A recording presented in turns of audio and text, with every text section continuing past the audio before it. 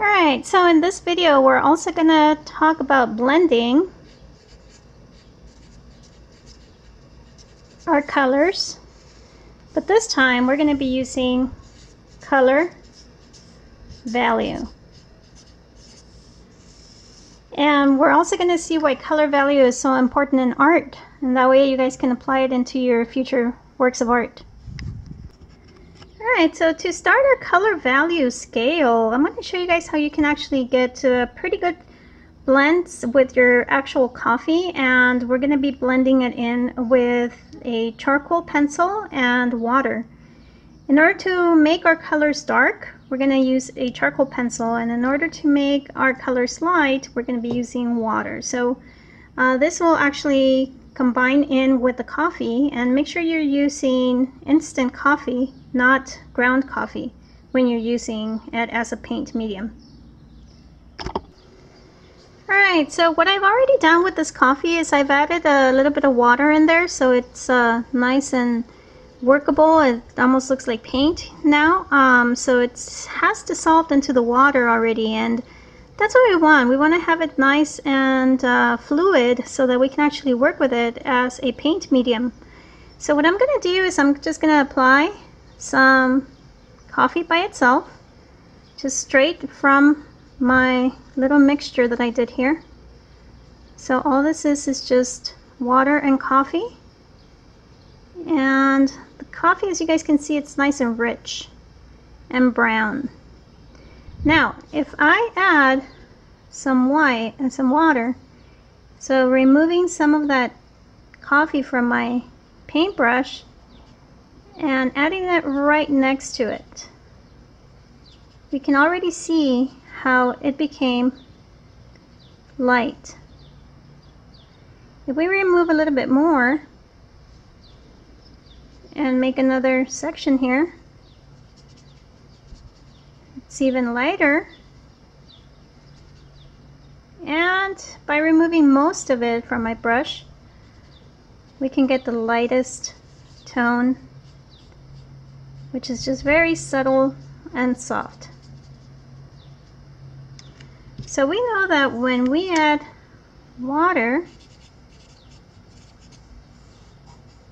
to our coffee, our color gets from light to lighter to lightest.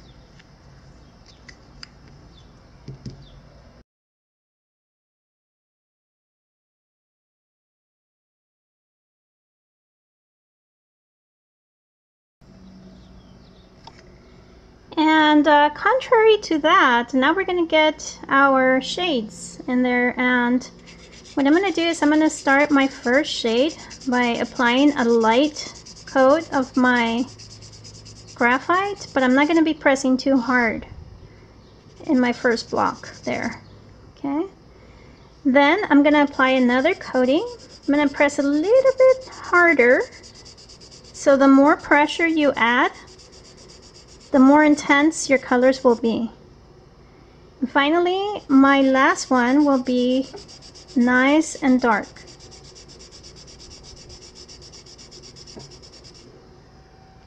So now we go to our coffee, and once we add that coffee mixture over the graphite, it's gonna blend in and dissolve together, making the color dark.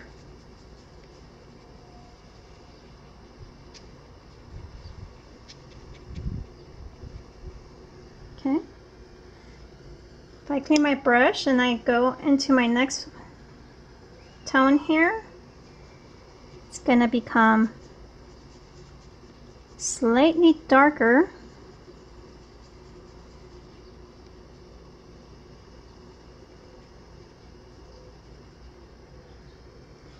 And let's try the last tone here, which is going to be my darkest.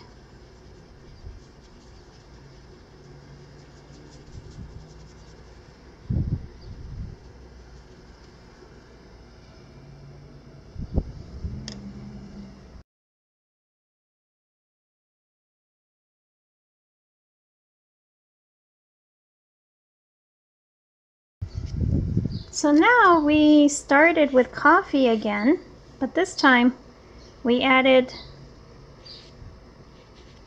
charcoal to this section here.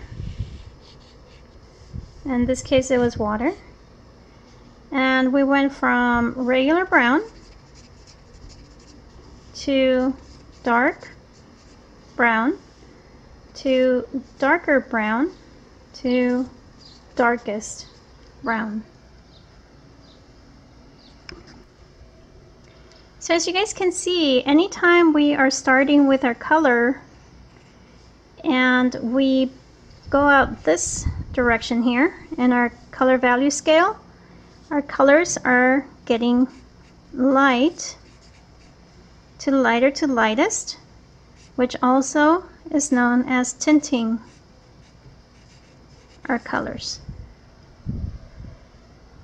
And if we go in this direction, our colors are getting dark, from dark to darker to darkest, and this is called shading our colors. So what is happening here, that the brown is actually not the color that is changing, but the tone is what's changing.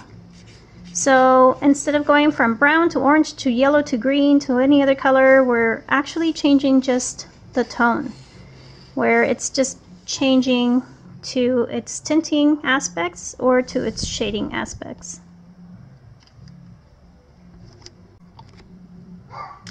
Alright, so now we're going to see why it's so important in art. And I'm going to make two circles here, and I'm going to be using the color value system in one of my circles so that you guys can actually see the difference. So there's one there, and we'll do the other one. Why not right over here?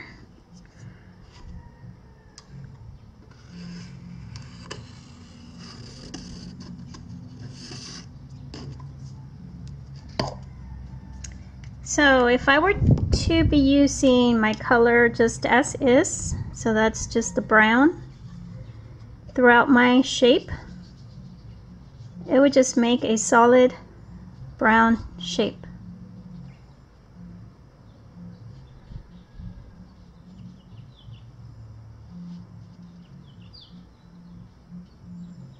Now in this case, you guys can see that the color is just nice and bold and sharp, but there is no blending. So it looks flat and solid.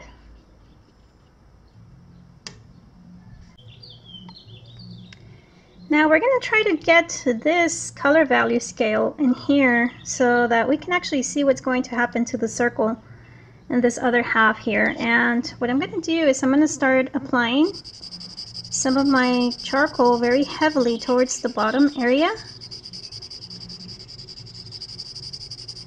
So I'm pressing nice and hard in this section here.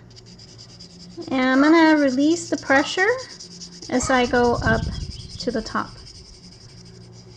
So now I'm just going to apply a little bit more of that charcoal here. And just very, very little in this area here. Just trying to keep that nice round shape going on so that it can be consistent with my shape.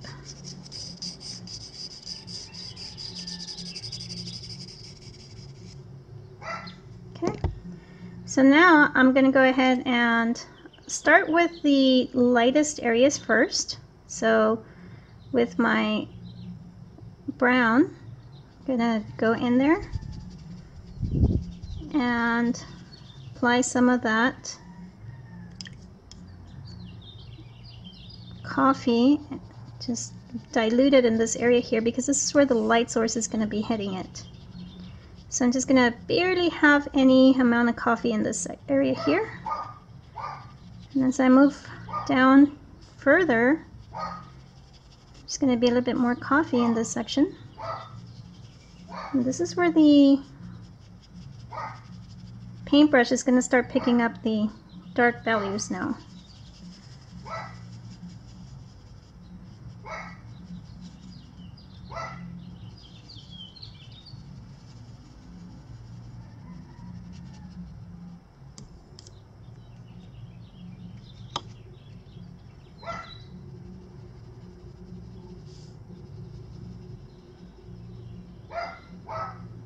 we can go in there and retouch up some of the areas.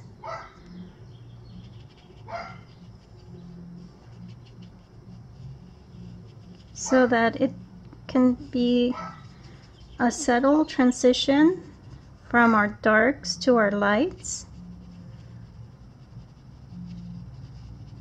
Just by kind of working with your brush and blending the colors a little bit better. You can use some of the water there to help you for your blending. Okay. So now this here, it seems like it actually has some light source reflecting upon it. It makes it look more three-dimensional. And it seems almost as if I can just go in there and grab that object from the paper. So you can just kind of experiment with your blending and see where it needs a little bit more, where it kind of needs a little bit more of that blending so it can make it pop up a little bit more. And just play around with your blending mixtures there.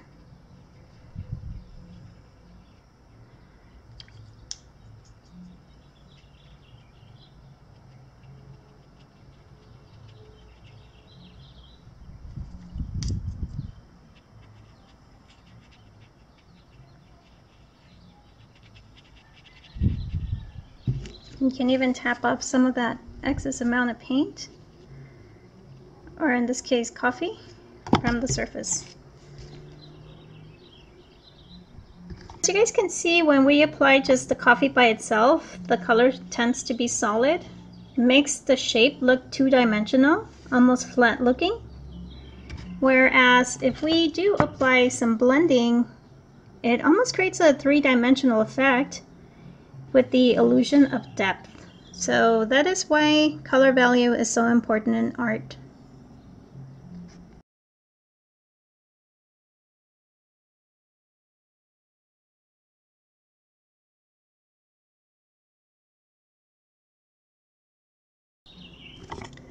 So you're probably wondering, what if I were to be using any of these other mediums for my project and not coffee? So we're going to go ahead and experiment with color value with these other mediums as well, so that you guys can actually see how to blend your colors when you're using crayons or color pencils or chalk, washable markers, paint, and even oil pastels.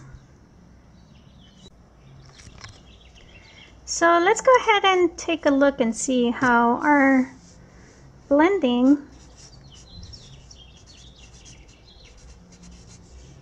is going to work with color value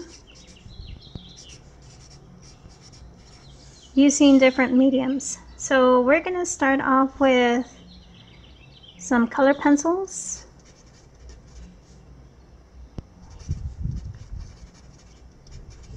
And then we're going to move on to maybe some crayons,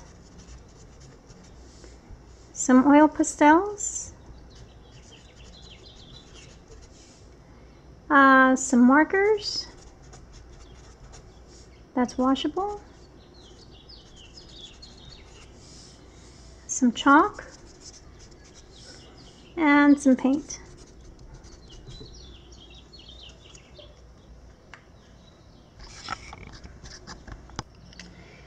So for the color pencils, I'm just going to start off with my brown. I'll stick to the same color. And to get my light tones, I'm going to use white. To get my dark tones, I'm going to use black. So I'm going to start off with my brown first. As you're applying your color, try to use it sideways. And don't press too hard until you start moving over to your darker areas. Then you start putting more pressure into it. So the amount of pressure that you add on there will determine how much bolder and richer your color will be. In this case, it's just going to be darker. So I want to press nice and hard in this area here.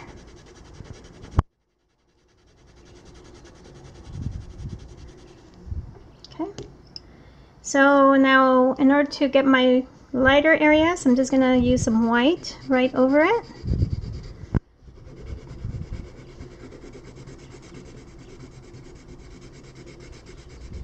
You can actually start seeing how it affects the brown by tinting it. And I'm pressing nice and hard with my white.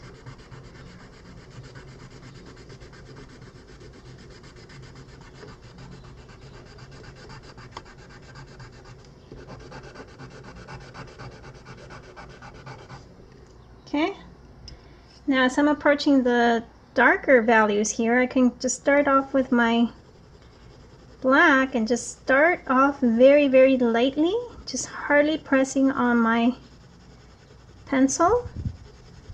And as I move over to my dark areas,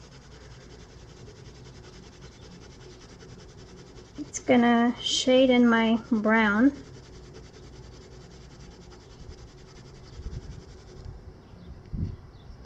And we can go in there and retouch up some of the areas. Here I see a striking line, so I'm gonna just go in there with my black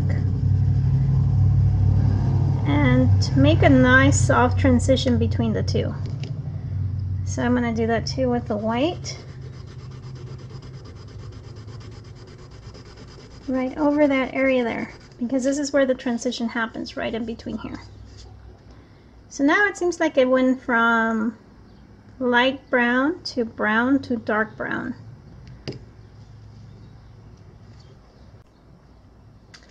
So I'm going to go ahead and try it out with my crayons now, and I'm going to use kind of like the same technique. So starting with my brown very lightly, and as I move over to the center area, I start to put more pressure. And as I come down where my darker value is going to be, I'm going to put even more pressure on my crayon, so the color can be more intense right along this area here. And I'm going to do the same thing now with my white, but in this case I'm going to press nice and hard with my white, starting it off from top to the middle area here where the transition is happening.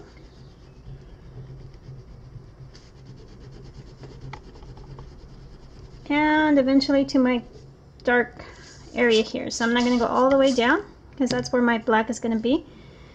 So I'm going to start it off somewhere around this area here by just lightly, very, very lightly going in there, just to create a very soft transition here from my light to my brown to my dark brown. And pressing heavier as I go to the bottom.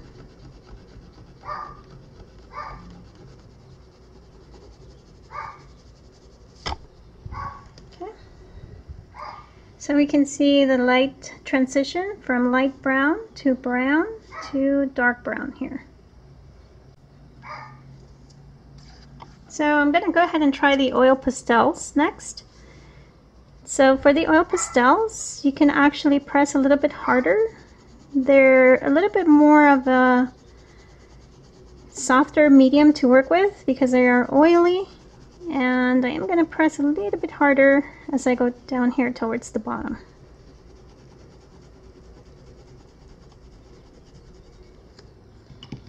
And this area here, I can start adding the white, but I'm going to press nice and hard as I come towards the middle area.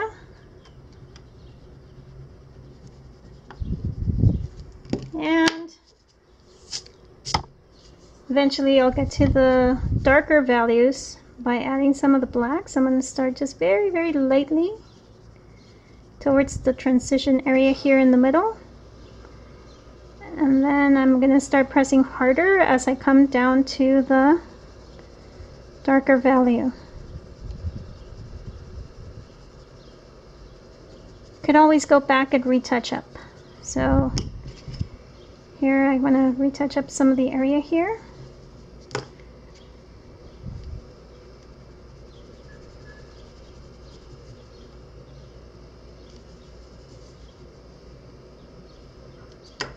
so that you can have a nice smooth transition from one tone to another. If you want, you can even use a Q-tip and try blending the colors in. And this will create a nice smooth surface with the oil pastels.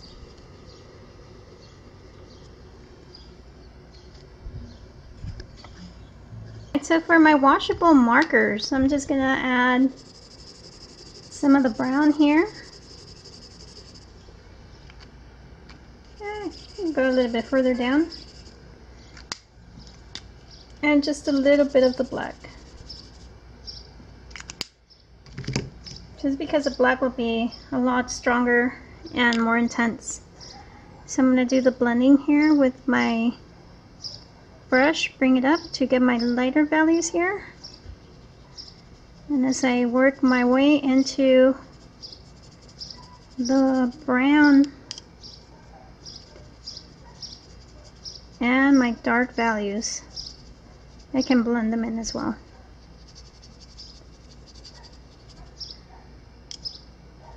So remember to blend it in with just a little bit of water, not too much water will do the trick. You can always go back and retouch up some of the areas.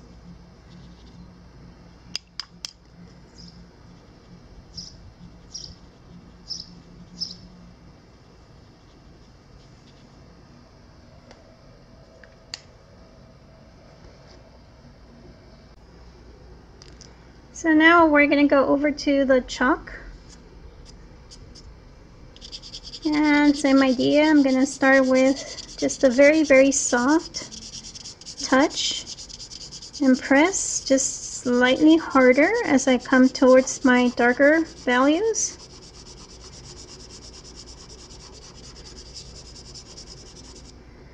And I'm going to add some white where I want my tints.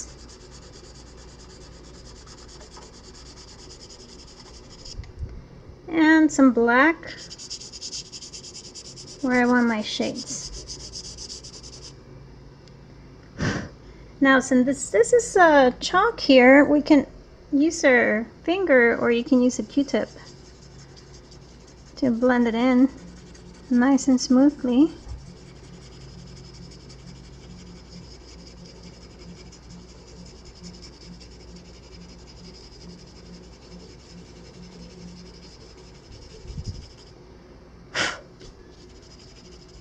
So you have your color value going from light to dark. Okay, and finally for the paint part, I'm just going to start off with some of the brown. Start with my regular brown, just as is. Now I want to have it light up here, so I need more water and less paint. To get my light values. And right down here I will need to add just a little bit of that black paint. A little bit will go a long ways.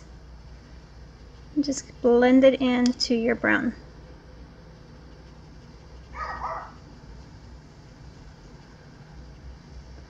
So that it has a nice soft transition from light to brown to dark brown here.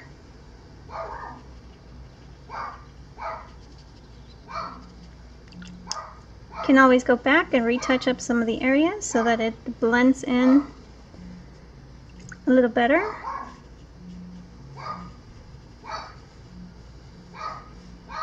And so you have your nice transitions from one tone to the other.